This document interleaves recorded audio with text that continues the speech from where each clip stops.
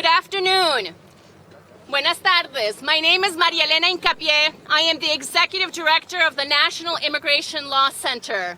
And I am proud to stand with our co-counsel, Yale Law School Worker and Immigrant Rights Clinic, Make the Road New York as well, and with the states that have come to stand by our immigrant communities and our DACA recipients. And today, those states are represented by the state of New York, state of Massachusetts, and the state of Washington. Today, we have just walked out of a hearing with our plaintiffs, who you will be hearing from shortly. We are very glad to know that Judge Garifas heard and saw the faces of our DACA recipients who are just as New Yorkers as Donald Trump, who are just as American as the president, as all of us are, yet have not been recognized by this government as such. We are here to ask that Judge Garifas issue a swift decision that allows these DACA recipients to continue to have the stability for their families, for their communities, to be with us and stay here in the country that they call home. Regardless of what is happening in Congress, regardless of what might be happening in other courts, we stand here asking that this court recognize the needs of these New Yorkers and all other dreamers who are just like them around the country.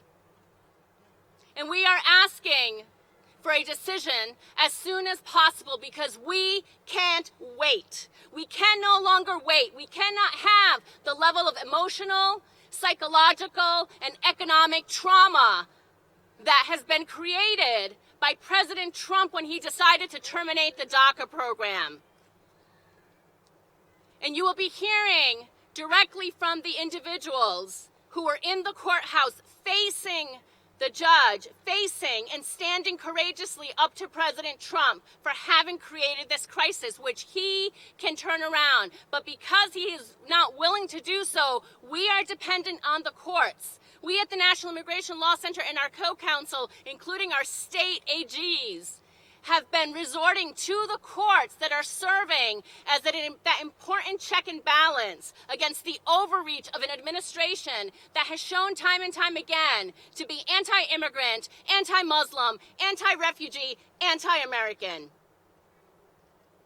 Our first speaker is Hannah Schoen, who is our co-counsel from the Yale Law School, and she will give a recap of what happened at today's hearing. And briefly, I'll just say a couple of remarks in Spanish, and some of our other speakers will also be speaking in Spanish, and then we'll answer questions from all of you. Muy buenas tardes. Acabamos de salir de la corte, de la audiencia ante el juez Garifas, donde tenemos una demanda colectiva nacional de parte de jóvenes con DACA que son neoyorquinos. Ellos son tan de Nueva York como lo es el presidente Trump. Ellos son tan americanos como lo somos todos nosotros, excepto que este gobierno no ha querido reconocerlo. Hoy le estamos pidiendo a la Corte que haga una decisión, que dé su fallo inmediatamente. No podemos esperar ni un día más, no podemos esperar que el Congreso actúe, no podemos esperar que ninguna otra Corte actúe. En este caso, con el récord que tenemos ante este juez, le pedimos al juez que haga una decisión lo más pronto posible para que estos jóvenes tengan la estabilidad necesaria, la estabilidad económica, emocional, para que sus familiares, sus empleadores, sus escuelas, sus educadores y su comunidad en general tengamos la estabilidad y todas las contribuciones que sabemos que estos jóvenes de DACA están dándole a nuestro país día tras día. Los próximos presentantes, primero va a ser Hannah Schoen, que es una de las abogadas de la Escuela de Derechos de Yale, que va a dar un resumen sobre lo que pasó en la corte de hoy. Hannah. ¿Se puede? ¡Sí se puede! Thank you. My name is Hannah Schoen, and I'm a law student intern with the Worker and Immigrant Rights Advocacy Clinic at Yale Law School.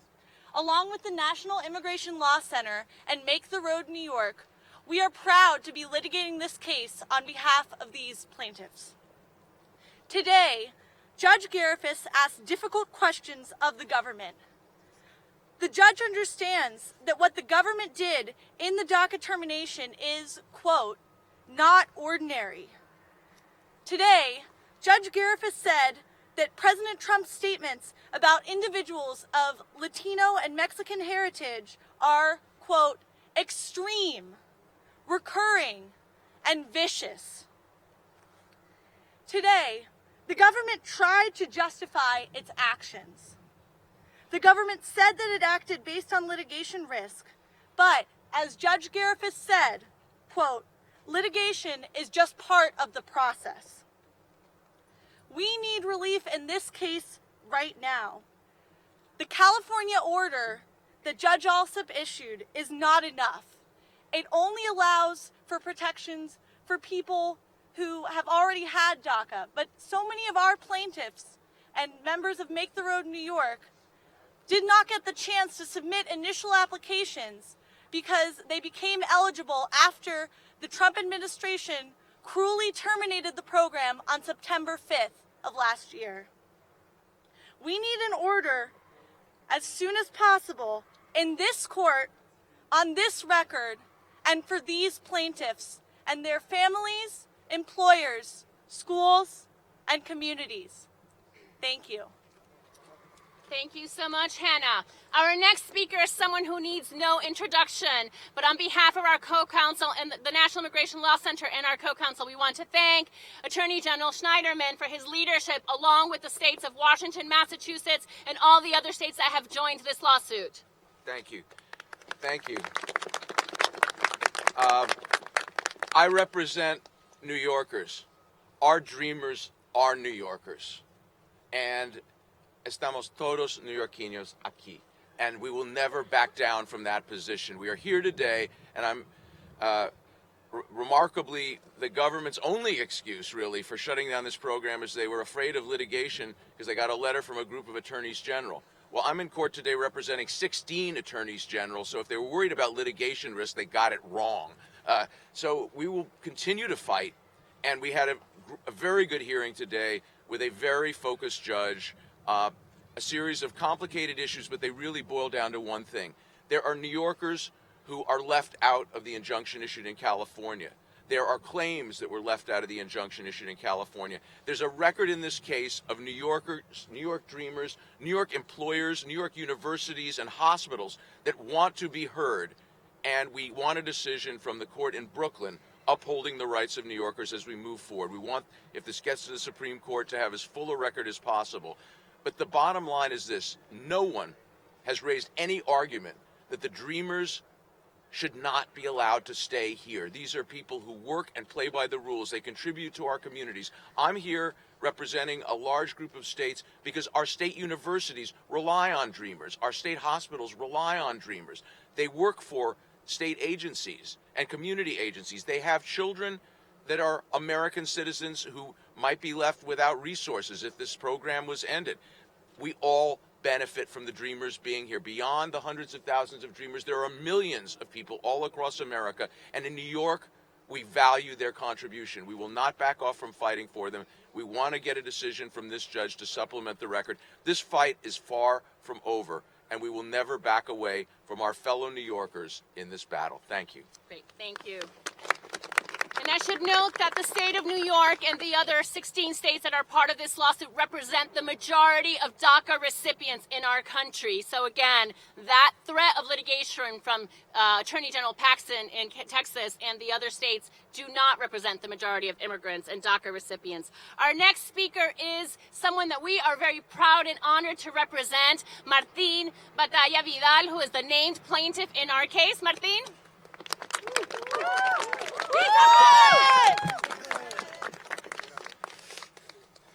How you doing?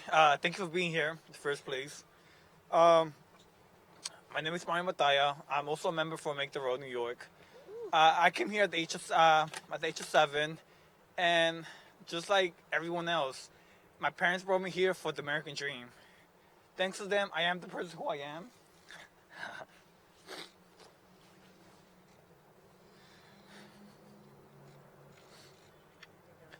Especially more than ever.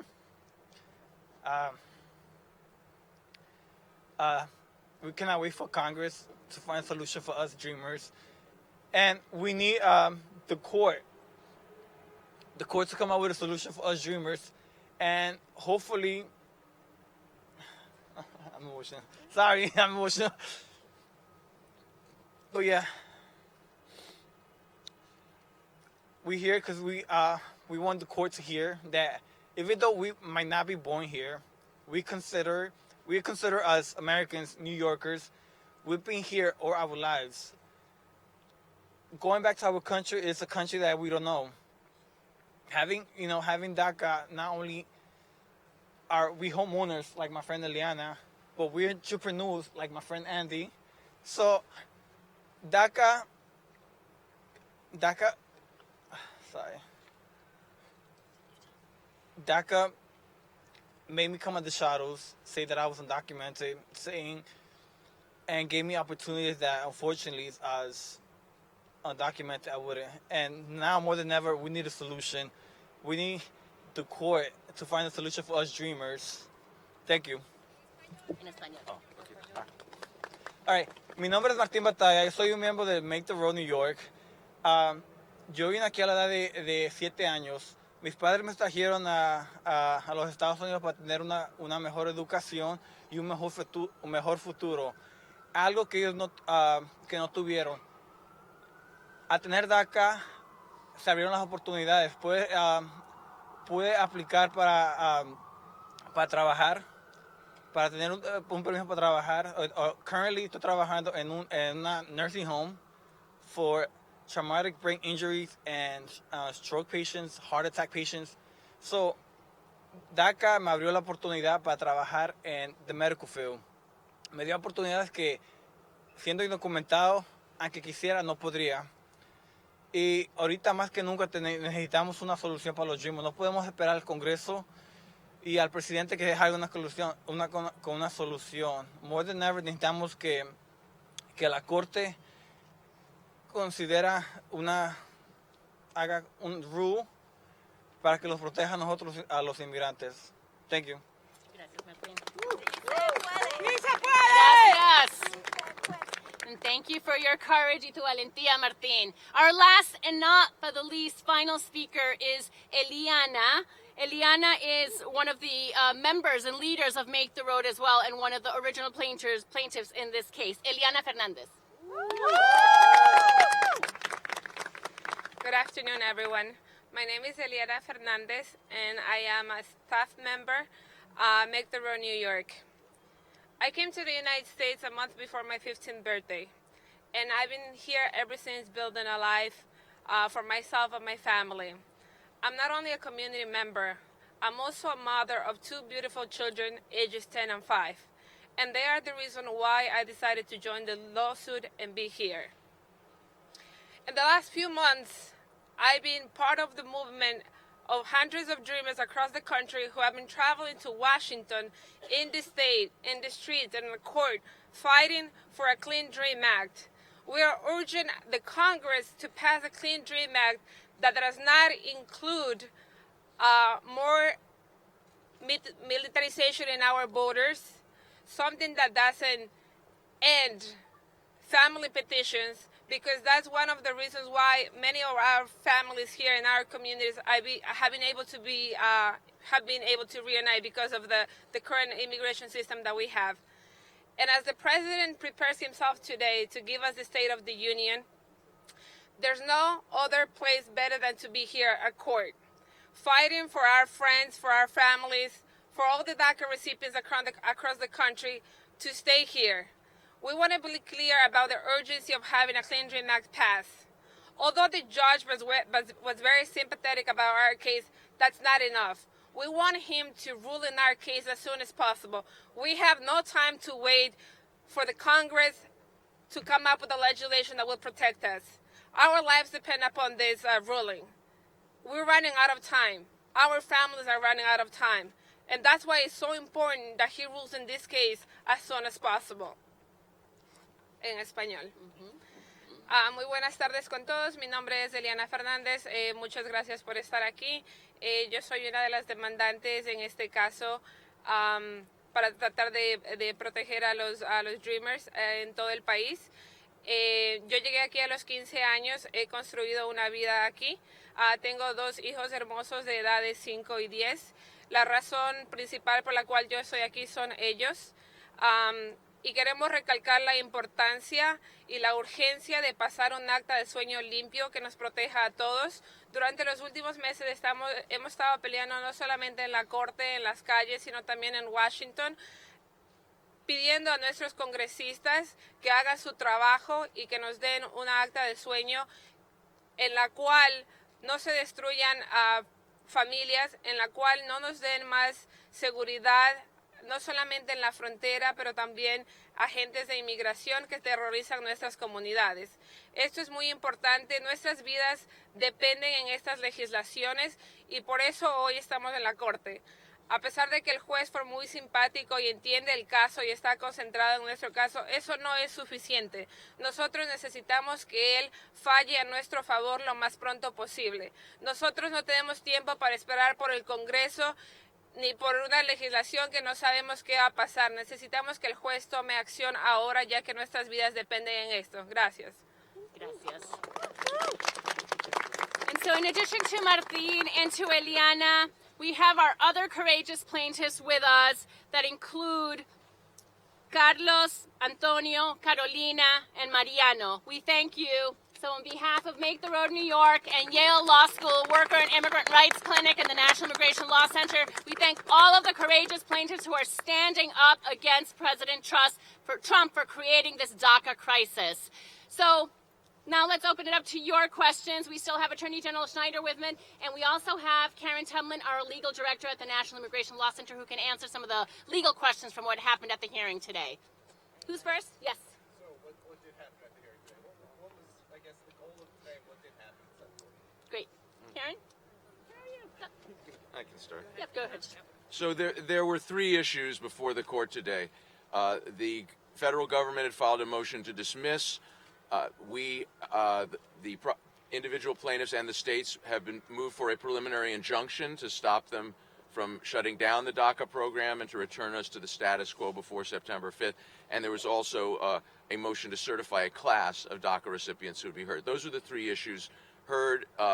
There were a wide variety of legal claims and factual issues that were discussed, but I think the core of this really is the lack of proper process, the lack of fairness, the lack of consideration of issues that the government is required to consider before shutting down a massive program, a massive successful program like this. The judge focused in on the issue of the size of the program, and I think it's fair to say the federal government is trying to construe this as individual discretionary decisions for individuals to stay in the country or go. That's not what's at issue here. It's a massive, successful program that they're attempting to shut down. The issue of discriminatory animus came up, anti-Latino sentiment as well. It was a thorough hearing. The judge was very focused on the issues, very well informed, and we look forward to getting a decision. Next question. Yes. Can you repeat the questions into the mic? Mm-hmm.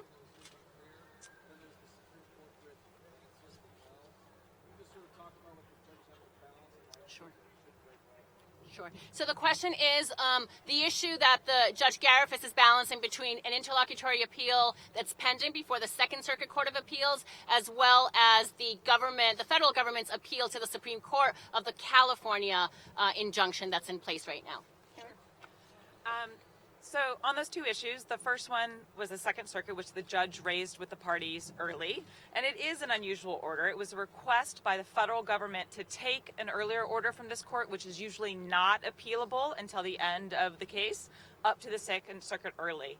He was asking the parties to clarify if there had been a change in position, because now all sides, including the federal government, agree that the Second Circuit should not rule on that appeal, but instead should wait until this court here in Brooklyn rules on the pending preliminary injunction motions.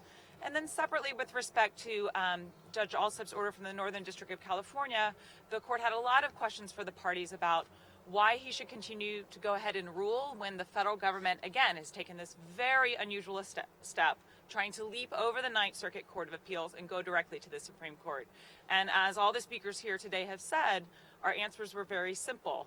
That injunction in place in the Northern District of California could be temporary, is inadequate to protect the plaintiffs here, and doesn't derive from the same record that has been built in this case and does not answer different legal claims, including the claims about racial animus that were raised today in court. Yes. You. Mhm.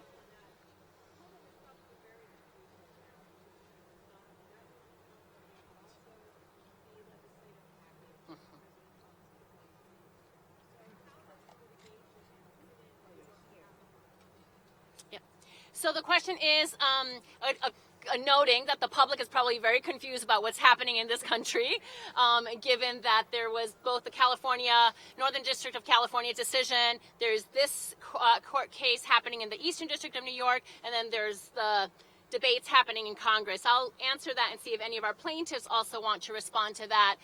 Look, the plaintiffs in this case and almost 90% of the American people support DACA recipients getting a path to citizenship and a permanent solution. At every step of the stage, even when President Obama first announced the DACA program, we all knew that it was a temporary solution.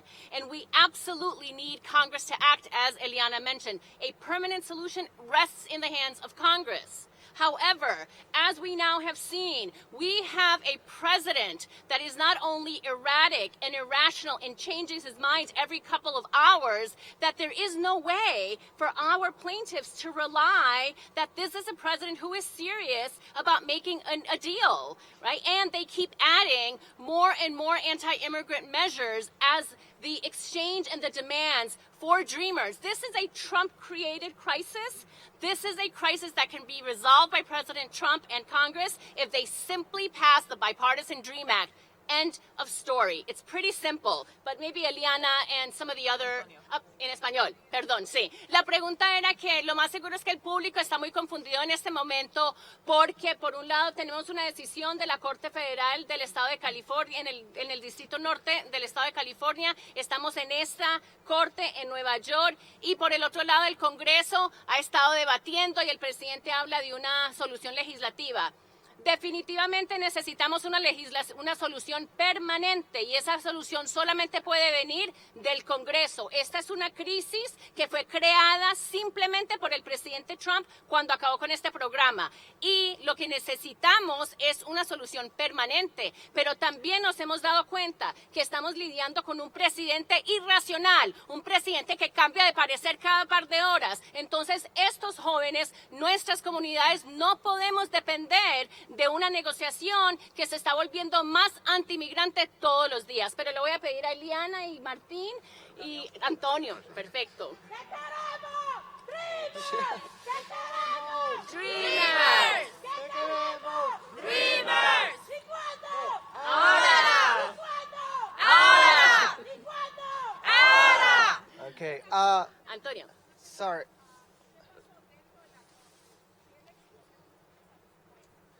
I just Okay. want to. We'll come back to this question in a moment. Yeah, I just want to end the last question. As a dreamer, I wouldn't compromise my family for those $25 billion that this nationalist agenda it's put in by Donald Trump. Right? We're not. I think many of us here, dreamers representing in this case, we're not going to put at risk our families, and that's. I want to make sure that that is clear. That we're not going to compromise our families for this proposal that Donald Trump is doing, right? Our families made a lot of sacrifices for us. It's due to our parents that we're here today standing. I'm fighting against an agenda that it shouldn't be from this nation, right? We call ourselves a progressive country. We call ourselves a liberal country, right? But what we've seen over the last few months is that we're going back 200-300 years in our history. So again, we're not going to support any legislation that comes from the White House because we know that this agenda is coming from nationalists and from people who don't understand our communities. Antonio Alarcón. And Antonio Alarcón, Alarcon, and he's one of the plaintiffs in this lawsuit. And I just want to mention on behalf of the states, we are weeks away from drastic consequences. No one here is willing to wait on the federal government, on Congress and the president. And as to the case in California, on behalf of New Yorkers, there are lots of New Yorkers and people in the 16 other jurisdictions I'm here on behalf of who are not covered by that injunction. We need an injunction that is broader, that has a broader record. We can't allow this to go to the Supreme Court without everyone being represented. So we're looking for a decision now. It's not really that complicated. We can't wait for Congress. The decision in California left a lot of people out. We need a decision here today. Great. Thank you, Attorney General Schneiderman. And I'm going to repeat her question that was in Spanish. La pregunta era, ¿qué fue lo que pasó dentro de la Corte en cuestión de los argumentos? Jessica Hansen, una de nuestras abogadas del Centro Nacional de Leyes Migratorios, va a dar la respuesta. Jess. Gracias. Hoy tuvimos nuestros argumentos para hablar con el juez a los dos lados de nuestras posiciones en las 3 mociones que hemos metido en este caso, que tienen que ver con certificar una clase de personas nacional que tienen DACA para que cualquier alivio que venga de esta corte aplica a una clase de todos los Dreamers. También el gobierno sometió una moción para básicamente despedir de nuestro caso y nosotros respondemos a eso para decirles que no, que nosotros tenemos cada razón y cada derecho para estar aquí y presentando nuestros argumentos legales y factuales de por qué. Y tercero, nosotros sometimos una petición para un paro preliminario en la terminación del programa de DACA, porque nosotros creemos que la terminación de DACA fue ilegal, inconstitucional, y por eso nosotros queremos que nuestro juez aquí en New York nos haga una decisión para decir de una vez final y algo estable que el programa de DACA tiene que seguir adelante. Gracias, Jess. Yes.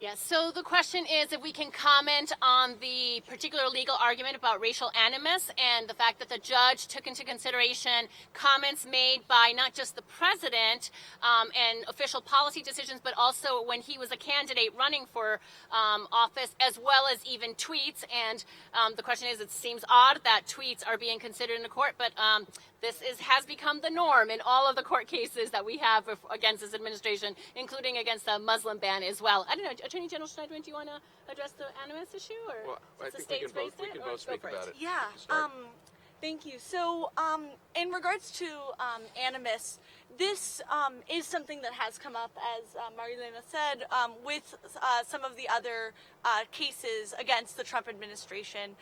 President Trump has made statements and tweeted in ways that are completely extraordinary. The animus that he has expressed towards individuals of Latino and Mexican heritage is just completely out of the ordinary, and we're so glad that Judge Garifas recognized that today in the hearing. And we think it's extremely important that the court know that the decision was motivated by racial animus. And, Thank you, Hannah. and it is very important to understand, since more or less a year ago when we started the first challenge to his first anti-Muslim travel ban, courts have been dealing with these issues. There are numerous decisions citing statements by the president, tweets. The law has changed. The law has changed because the president has changed, and Judge Garifas explicitly stated today his understanding and recognition of what I think is a clear fact, that this is an extraordinary set of circumstances to have a president express anti-Latino animus. 93% of the DACA recipients are Latinos. This is not something that doesn't connect up to the facts. And given the fact that the proffered justification for shutting down DACA appears to be a pretext, the question then is legitimate. What's the real reason for this? And that's where this inquiry came up. But courts all over America have accepted the fact that you have to look at whatever the statements are if you are making an inquiry into intent and animus, and that's where we are in January 2018. Thank you. Any questions on this side? Any final questions? Wonderful. All right. Well, with that, we thank all of you, and thanks again to all of our speakers, to Attorney General Schneiderman, to Hannah Schoen, to our plaintiffs, Eliana and Martin, and Karen Tumlin.